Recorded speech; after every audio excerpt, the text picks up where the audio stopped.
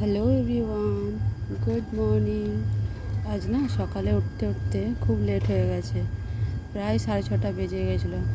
তো উঠেই নিজে ফ্রেশ হয়ে নিয়ে বেটুকে ফ্রেশ করিয়ে দিয়েছি।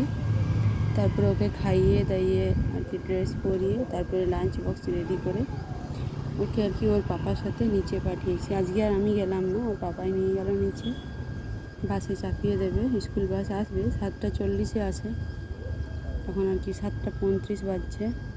তোর পাপা যেহেতু আজ বাড়িতেই আছে, কারণ ওর পাপার হচ্ছে নাইট ডিউটি, যার জন্য সকাল দিকটা বাড়িতেই আছে। তোর বাবা বললো যাই আমি চাপিয়ে দিয়ে আসি।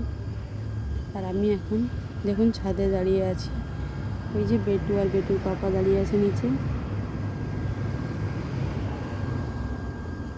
আর এখন একটা করে এতটা হাওয়া দিচ্ছে, আর সাথে প্রচণ্ড